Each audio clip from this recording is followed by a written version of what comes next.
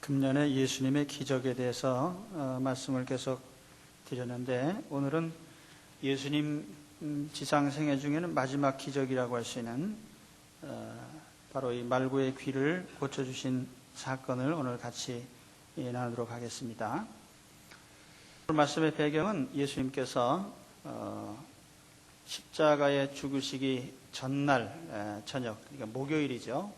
목요일 저녁부터 금요일 새벽에 이르기까지 겟세마네 동산에서 주님이 기도하실 때 예수님을 체포하기 위한 유대인들 또 로마 총독의 군대들이 동원이 돼서 작전을 시작을 했습니다. 바로 그런 배경 속에 있는 말씀이죠.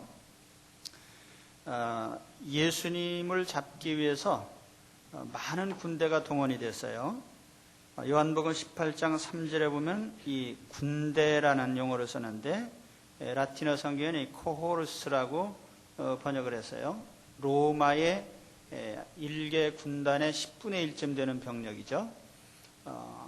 약 600여 명 되는 부대를 가리키는 말인데, 그 병력의 전부는 아니라도 일부 대략 한 200여 명이 동원되지 않았을까 이렇게 추측을 합니다.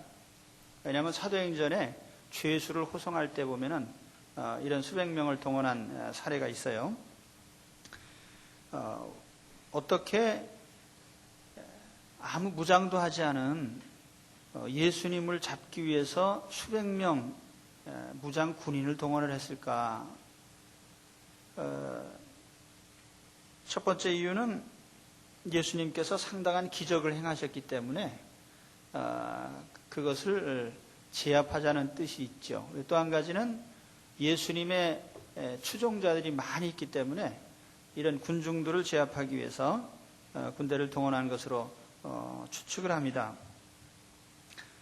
그러나 이와 같이 예수님을 체포하기 위한 대대적인 작전과 상관없이 예수님은 이미 이 모든 것을 다 각오를 하고 계셨습니다. 왜냐하면 요한복음 말씀에 보면 예수께서 그 당할 일을 다 아시고 이렇게 말씀했어요.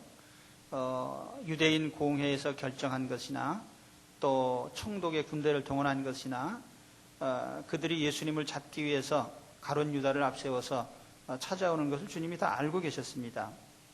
겟세마네에서 기도하신 내용도 붙잡혀 죽을 것에 대한 기도를 하셨기 때문에 이미 준비가 다 된 상태죠. 그럼에도 불구하고 오늘 말씀에 보면은 베드로는 상당히 당황을 하고 또 칼을 뽑아드는 전혀 뜻밖의 행동을 하게 됩니다. 아마 당시의 상황으로 보면은 베드로 개인으로서는 이건 너무나 뜻밖의 일이죠.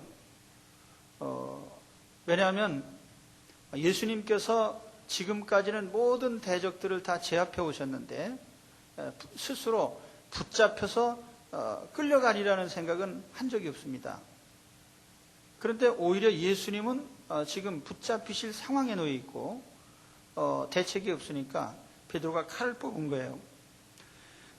특히 군대가 몰려오고 또 가룟 유다가 예수님을 붙잡고 입맞추려고 할 때 주님께서 내가 입맞춤으로 나를 팔려고 하느냐 주님 말씀하시고 또 우리 중에 너희 중에 하나가 나를 배반하리라는 주님의 예언이 생각이 났어요. 베드로 자신은 이 순간이 바로 그 순간이구나 판단을 하고, 그래서 주님께 뭐라고 했느냐, 오늘 말씀 49절의 말씀에 보면은 우리가 검으로 제압을 하면 되겠습니까? 이렇게 질문을 했어요.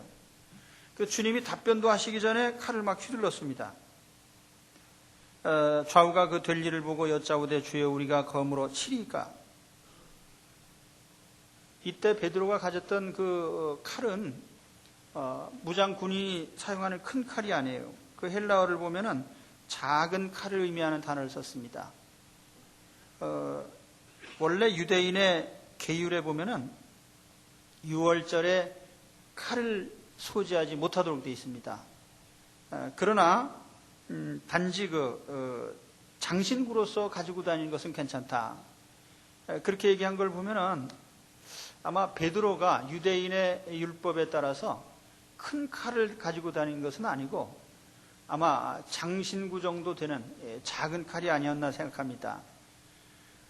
또 누가복음 그 앞에 보면은 6월절 만찬장에서 제자들이 칼 2개를 보여드렸는데 주님께서 족하다 그런 말씀하셨어요. 그 족하다는 말씀은 그 정도면 충분하다 그런 뜻인데, 그 칼의 용도가 무슨 무장을 하기 위해서 남을 공격하기 위한 칼이 아니라 식칼로 쓰는 거 그 정도면 됐다. 또는 그 밖에 생활용품으로서 아마 칼을 얘기한 것 같아요. 족하다 그런 말씀이. 그래서 베드로가 바로 그런 칼을 들고 휘두른 겁니다. 제가 볼 때는 그때 베드로가 제정신이 아닙니다. 제정신이면은 베드로가 그렇게 칼을 들고 로마 군병 앞에 대들지 못하죠. 바로 이 장면이 끝나고 다음 장면에 보면은 예수님이 붙잡히시고 끌려가신 후에 베드로는 작은 계집 중 하나가 너도 예수의 추종자냐 그랬을 때 나는 아니라고 이렇게 3번이나 부인하는 장면이 나와요. 그걸 보면은 베드로가 이때 제정신으로 칼을 휘두르는 건 아니다. 정신 나갔다 얘기죠. 그런데 베드로가 이렇게 정신 나간 근거가 있어요. 첫째는 주님이 자기 곁에 같이 계시니까, 그래서 주님을 믿고 그가 감히 이런 행동을 한 거죠. 왜냐하면 이 장면에도 나옵니다만은 우리 자신도 그렇잖아요. 지금 예수님이 나와 함께 계신다라고 확신이 될 때는 우리가 뭐든지 용기 있게 합니다. 그런데 주님이 같이 계시다는 사실을 깨닫지 못할 때 우리가 두려워 떨게 되죠. 작은 애완견 있잖아요. 그것도 주인이 데리고 다닐 때는 주인 믿고 막 짖고 까부는데 주인만 딱 떨어지면 주랭랑칩니다. 신자들도 보면은 주님의 임재가 느껴질 때는 아주 담대해져요. 그런데 주님의 임재가 느껴지지 않을 때는 갑자기 약해집니다. 베드로가 주님이 곁에 눈에 보이는데 계시니까 용기를 냈다 그 말이죠. 또 다른 한편으로 보면은 이 장면 직전에 예수님께서 기적을 또 한 번 나타내셨어요. 로마 군병들이 예수님을 붙잡으러 오는데 예수님께서 야 누구를 찾느냐 그랬더니 그들이 대답하기를 나사렛 예수다 그랬더니 내가 예수니라. 에고 에이미, 영어로 하면 I am, 그래 나다 그랬더니 그 말을 하는 순간에 군병들이 뒤로 나가 자빠졌어요. 전부.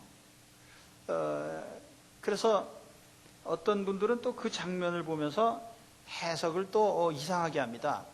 맨 앞에 있던 사람이 뒷걸음질 치다가 뒷사람 밀어가지고 쭉 나가 넘어졌다.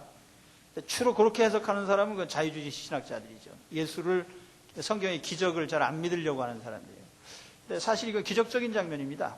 예수님께서 나다라고 했을 때 우리 요한복음에 보면은 에고 에이미라는 그 용어가 나온 귀절을 보면 나는 이런 이다라고 하는, 나는 이다, 나는 선한 목자다, 내가 생명이다, 내가 길이다, 나는 세상의 빛이다, 이런 말씀을 할 때 에고 에이미라는 그런 귀절을 썼어요. 그러니까 여기서 그래 나다라고 할 때 나는 신성을 가진 하나님의 아들이다라고 주님께서 당당히 밝힌 겁니다. 그때 로마 군병들이 나가 떨어진 거예요. 근데 베드로가 바로 그 장면을 봤거든요. 저 군병들 우리 주님께서 말 한마디면 다 나가 자빠진다. 그러니까 칼을 들고 대든 거예요. 식칼을 들고 창과 방패를 든 로마 군병 몇백 명 앞에 식칼을 들고 받아라 돈키호테 같이 달려든 겁니다. 그런데 결과적으로 보면요, 주님께는 아무 도움도 안 됐어요. 괜히 주님만 바쁘게 만드셨지요. 그 바쁘신 분을. 그래서 주님께서 이 베드로가 휘두른 칼 때문에 칼을 휘둘렀더니 귀가 잘라졌거든요. 이 귀가 잘라진 것도 그래요. 사람이 겨눴으면은 제대로 찔러야지 귀를 자를 게 뭡니까? 또 이것도 좋게 어느 학자들은 또 해석을 해요. 유대인들은 특히 제사장들은 귀가 잘린 것을 모독으로 생각을 하기 때문에 일부러 제사장의 귀는 못 자르고 제사장의 하인의 귀를 잘랐다. 제사장을 모독하기 위해서요. 그렇게 좋게 보는 사람도 있는데 대부분의 신학자들은 그렇게 생각합니다. 베드로가 바다 그러고 찔렀는데 투구도 있고 갑옷 입고 한 어디 찔릴 때가 있어요. 그래서 귀가 잘라졌다는 얘기입니다. 아무튼 귀를 자른 것은 전혀 예수님께 도움이 안 됐어요. 그래서 오늘 주님께서는 오히려 뭐라고 하셨냐면 이것까지 참아라. 참으라고 하셨고, 또 요한복음 18장에 보면 검을 집에 꽂아라, 칼을 거둬라, 그렇게 말씀을 하셨어요. 오늘 말씀 중에 제일 중요한 교훈이 뭡니까? 예수 믿는 사람은 칼을 쓰지 말아야 돼요. 오늘 여러분, 내가 남을 찌르기 위해서 준비한 칼이 있다면 다 거둬들이시기 바랍니다. 이 하나님 뜻이에요.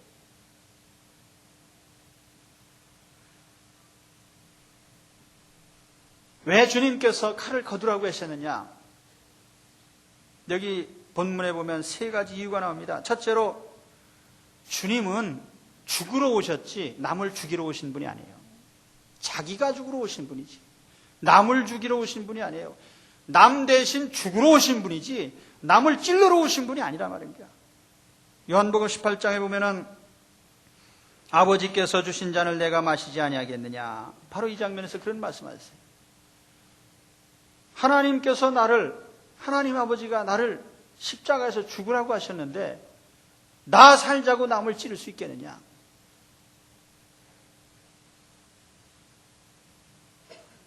여기 잔을 마신다는 말은 구약성경에 보면 주로 고난을 의미합니다. 예수님께서 고난 당하러 오신 분이에요.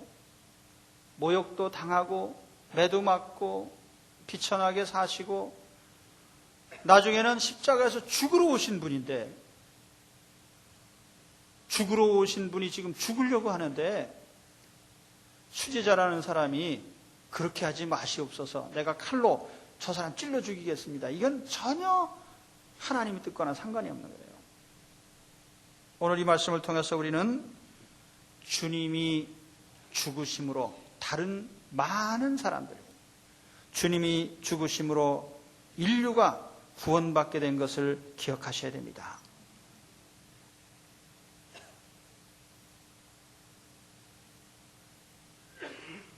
예수님은 무능해서 진 것이 아니에요. 요한복음에 보면은 내가 아버지께 구하여 12영 더 되는 하늘의 천사들을 동원할 수 있는 걸 내가 모르느냐. 그러나 내가 그렇게 하지 않는다. 일부러 이길 수 있는 대상들을 일부러 져주셨다는 겁니다. 그러면 예수님이 패배자가 되셨습니까? 지셨습니까? 아니죠. 져주심으로 궁극적으로 예수님은 이기셨어요. 예수님이 십자가에서 죽으심으로 마귀를 이기셨습니다. 정죄를 이기셨습니다. 지옥의 권세를 이기셨습니다. 만일 예수님이 죽지 않으셨다면 오늘 죄에 빠진 사람들이 살아날 길이 없어요. 용서받을 길이 없어요. 예수님께서 기꺼이 죽으심으로 모든 사람들의 죄가 용서하는 길이, 용서받는 길이 열려진 겁니다. 지옥에 갈 사람들이 하나님의 나라로 갈 수 있는 길이 주님의 십자가로 말미암아 열려지게 됐어요. 마귀가 사람마다 붙잡고 너 이런 죄에 져서 지옥 가야지, 너는 이런 죄를 졌으니까 지옥 가야지, 마귀가 정죄할 때 예수님께서 내가 대신하였노라, 그래서 우리의 정죄를 끊으신 겁니다. 만일 그때 예수님께서 로마 군병 몇백 명을 죽이셨다면 그걸로 끝났을 거예요. 그런데 주님 십자가에 죽으심으로 오늘날 지구상의 수십억의 인류가 예수님을 구주로 믿고 구원을 받게 된 겁니다. 이러한 주님의 방법은 오늘 우리 그리스도인의 삶의 원리가 되어야 됩니다. 그래서 베드로의 칼을 얘기하면서 어떤 주석가는 그렇게 했어요. kill others가 아닌 kill self. 나를 죽이기 위해서 칼을 써라. 그러나 남을 죽이기 위해서는 쓰지 말아라. 내가 살기 위해 남을 죽이는 것 세상의 법칙이고 지옥의 법칙이고 마귀의 법칙입니다. 예수 믿는 사람들은 남을 깎아내리기 위해서, 남을 못 살게 하기 위해서, 자기가 잘 되기 위해서 남을 상대로 칼을 휘두르면 안 되는 것입니다.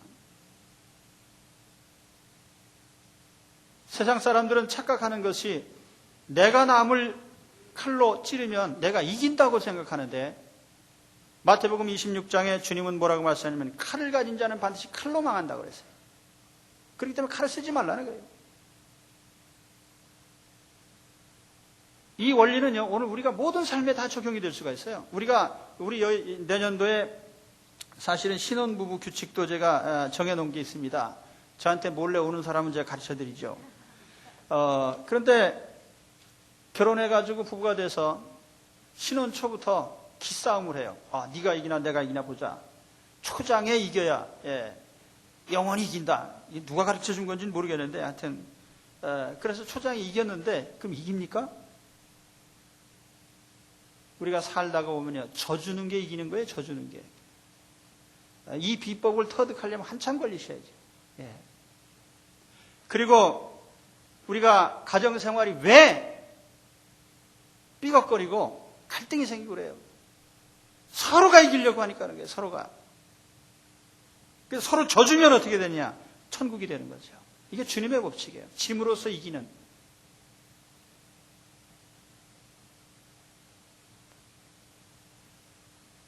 우리 사회생활도 그렇습니다. 이 사회 제도를 뜯어 고치려고 하는 사람들 가운데 가진 자의 것을 뺏어서 나눠주라는 생각을 가진 사람들이 있습니다. 이 공산주의 사상이죠. 그런데 지금 우리 정부나 또 우리 사회 일각에서 너무 평등에 대한 이념에 사로잡힌 사람들이 있어요. 평등. 평등이라는 건 누구나 다 기회가 같고 평등하게 사는 거 어떻게 보면 좋은 개념이죠. 그런데 공산주의자들이 50년 동안 평등 추구하다 망했잖아요. 왜 망했죠? 자기 스스로 희생할 생각을 안 하고 남의 것을 뺏어서 나눠 먹자는 생각을 가지니까 그게 될 리가 없는 거예요. 우리 사회의 많은 구석에 이런 사상들이 많습니다. 남이 잘 되는 걸 못 봐줘요. 나보다 조금 더 기회가 누가 있는 것 같으면 왜 기회가 똑같아야 되는데 누구한테 더 주느냐 이거예요. 우리나라 교육이 안 되는 이유 가운데 그런 이유도 있습니다. 왜 어느 사람은 기회가 많으냐? 사실 인간이 살아가는데 가장 인간다운 것은 명예입니다. 그 명예라고 하는 것은 때에 따라서는 다른 사람보다 더 나은 대접을 받는, 거기에는 어떤 면에서는 특별한 대접이 있습니다. 그래서 우리는 그걸 다 무시하자는 거예요. 똑같은 처지가 되자.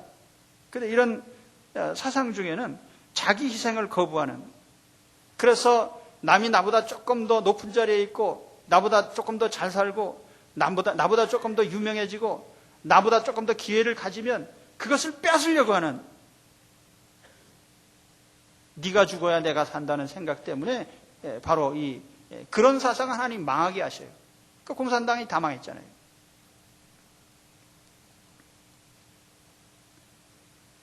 여러분, 주님의 사상은 무엇입니까? 내가 죽음으로써 남을 살리는 겁니다. 이 삶의 법칙을 여러분 우리 삶에 적용을 하셔야 돼요. 가정생활에도 사회생활에도 우리 모든 곳에서 내가 죽는 삶의 원리로 살아서 실패한 사람이 있으면 저한테 찾아오세요. 내가 보상해 드릴 테니까. 하나님의 삶의 원리를 여러분 삶에 적용하시기 바랍니다. 그래서 궁극적인 승리자가 되셔야 돼요. 두 번째로 칼을 거둬야 되는 또 한 가지 이유는요, 이 싸움은 영적 싸움이기 때문에 그런 겁니다. 이거 육신적인 싸움도 아니고 돈의 싸움도 아니에요. 영적 싸움이에요.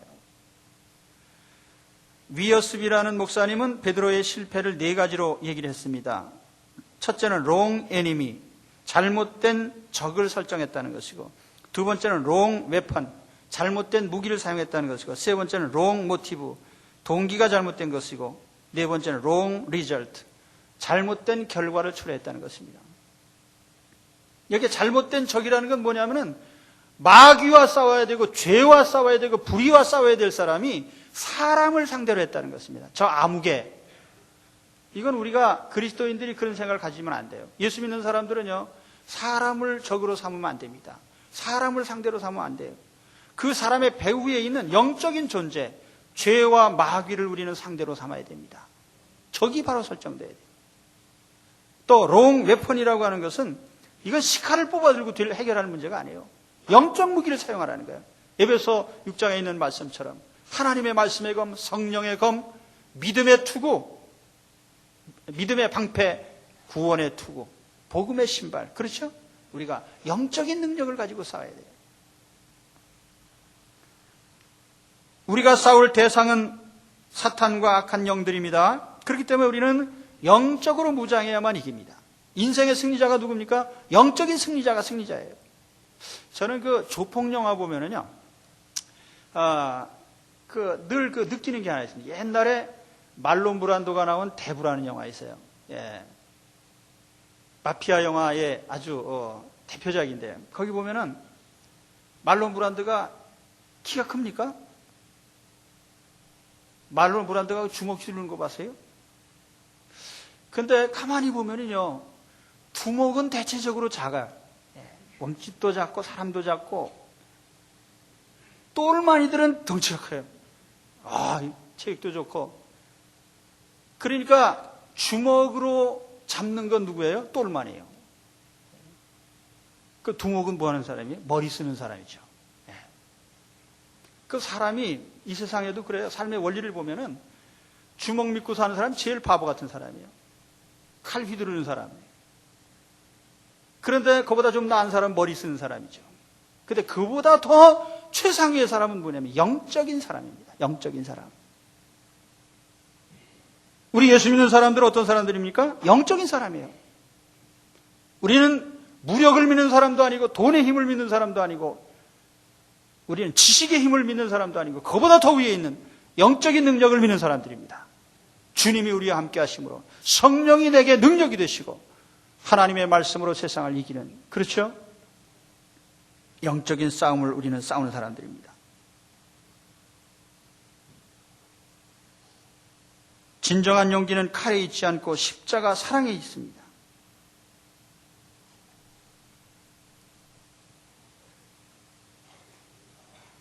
이 말고라는 사람이 귀가 잘린 사람인데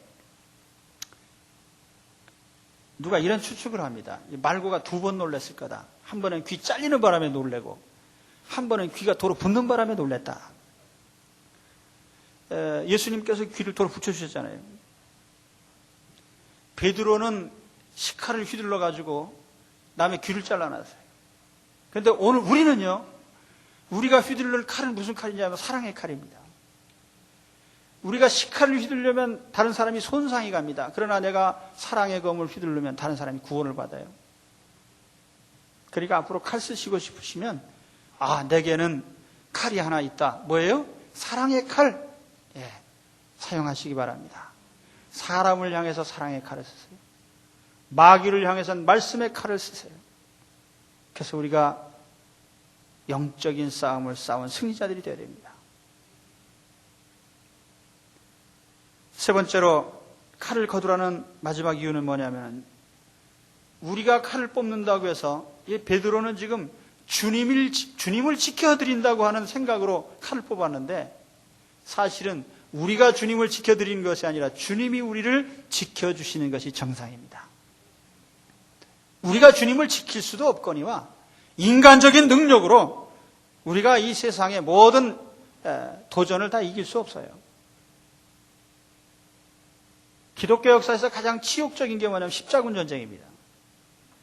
이 십자군 전쟁의 정신이 뭐냐면은 잃어버린 성지 예루살렘을 우리의 힘으로 찾자. 그래가지고 군대를 동원해가지고 십자군 전쟁을 계속했는데 어떻게 됐습니까? 결과적으로는 쫄딱 망했죠. 그리고 이 십자군 전쟁 때문에 천년 기독교 도시를 잃어버렸어요. 그게 뭐냐면 이스탄불. 여러분 터키의 수도 이스탄불에 가면은 저는 그 터키를 돌아보면서요, 굉장히 참 마음이 착잡했습니다. 사도 바울이 그렇게 심혈을 기울여서 세웠던 수많은 교회들이에요. 소아시아 7교회, 지금은 교회 흔적밖에 없고요. 신자가 터키 전체를 통해서 몇백 명밖에 없어요. 전부 회교도들이 됐습니다. 어떻게 1000년 동안 믿어왔던 그리스도를 하루아침에 버릴 수 있을까요? 십자군들이 몰려오면서요, 그쪽에서 완전히 개판을 친 겁니다. 부녀자들을 살해하고 어린아이들을 죽이고 재산을 약탈하고 방화를 하고, 그러니까 예수 믿는 사람들에 대한 모든 좋은 걸 다 잃게 만들었어요. 칼과 창을 휘둘러 물었어요. 주님이 쌓아오신 모든 영광을 하루아침에 다 무너뜨린 것입니다. 오늘 예수 믿는 사람들이 칼을 쓰지 말아야 될 이유예요. 우리가 주님을 지켜드리는 게 아닙니다. 여러분, 교회도요, 교회는 사람이 지키는 게 아니에요. 주님이 지키는 거죠. 교회를 내 힘으로 지키겠다고 누가 생각한다면 그 사람 때문에 교회는 무너지는 줄 아셔야 돼요. 만일 어느 목사가 이 교회는 내가 지킨다는 생각을 가지면 그 생각 가진 순간부터 교회는 무너지게 돼 있어요. 어느 교인도 마찬가지입니다. 교회는요, 주님이 친히 지키시는 거예요. 우리는 주님의 보호를 받는 입장에 있습니다. 베드로가 칼을 뽑아서 감히 주님을 지켜드린다고 했는데 그건 만용입니다. 여러분, 오늘 이 말씀을 통해서 깊이 있게 음미해 보십시오. 예수님 마지막 기적, 칼로 자른 말고의 귀를 도로 고쳐주셨습니다. 아마 그때 이 말고가 감동받아서 나중에 예수 믿었는지도 모릅니다. 성경에 기록은 안 돼 있지만요. 오늘 우리 모든 삶을 통해서 우리는 칼을 거두는, 칼을 절대로 쓰지 않는, 그리고 십자가 정신으로 돌아와야 됩니다. 내가 죽음으로 남을 살리겠다. 그리고 이 정신은 항상 최종적으로 승리자가 되게 합니다. 우리 인생에 있어서요. 정말 인생을 이기고 싶으면, 승리하는 인생을 살고 싶으시면 kill self, 자기를 죽이는 그런 여러분 되시길 바랍니다. 영적 전투를 하시기 바랍니다. 주님의 보호를 절대적으로 의지하시기 바랍니다. 그래서 오늘 우리 세상에서 주님으로 말미암아 승리하는 믿음의 승리자들이 되시기를 축원합니다. 기도하겠습니다. 하나님